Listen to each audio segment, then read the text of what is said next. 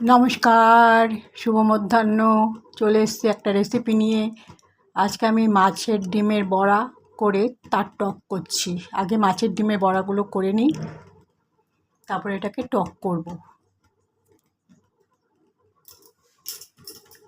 মাছের ডিমের টক বানানোর জন্য আমি এই মাছের ডিমগুলোকে বড়া হিসাবে ভালো করে ভেজে তুলে রাখলাম। এবার আমি চলুন কীভাবে করছি দেখাচ্ছি।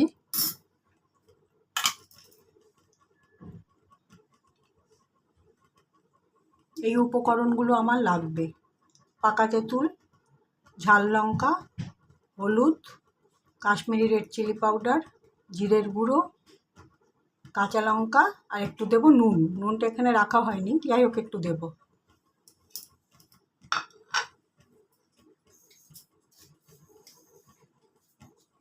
প্রথমে একটু সর্ষে ফোড়নে দিলাম।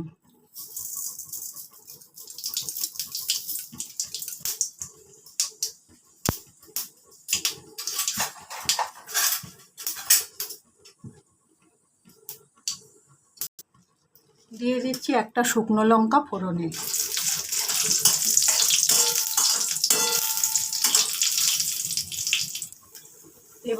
এবারে দিয়ে দিচ্ছি নুন।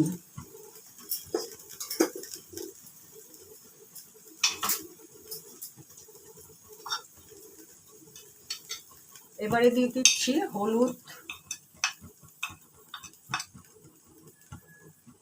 কাশ্মীরি রেড চিলি পাউডার, ঝাল লঙ্কা, জিরের গুঁড়ো,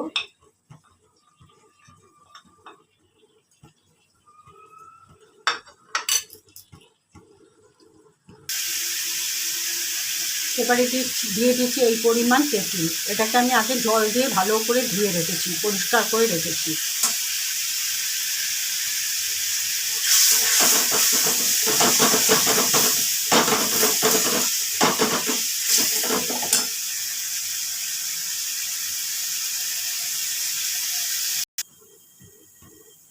এইবারে আমি এই পরিমাণ চিনি দিয়ে দিলাম।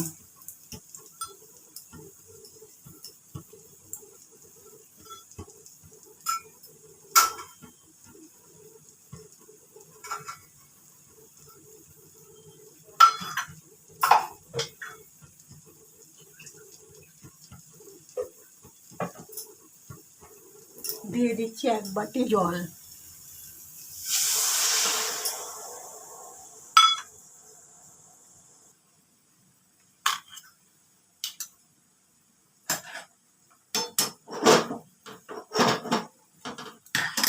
মাছের ডিমগুলো আমি এবার সব দিয়ে দিচ্ছি, ঝোলটা ফুটে উঠেছে।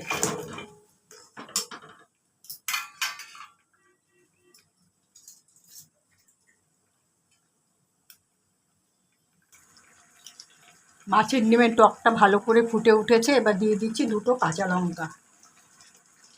এখনই আমি নিভিয়ে দিচ্ছি। রান্নাটাকে একটু স্ট্যান্ডিং টাইমে রাখবো, রেখে তারপরে ফিরে আসছি। রান্নাটাকে স্ট্যান্ডিং টাইমে রাখার পরে আমি একটি বাটিতে ঢেলে নিয়েছি। তাহলে আজকে আমার রেসিপি ছিল মাছের ডিমের বড়ার টক। টকটাকে অবশ্যই দেবেন পাকা তেঁতুল। তাহলে আমার রেসিপিটা আপনার মোটামুটি সবই বললাম।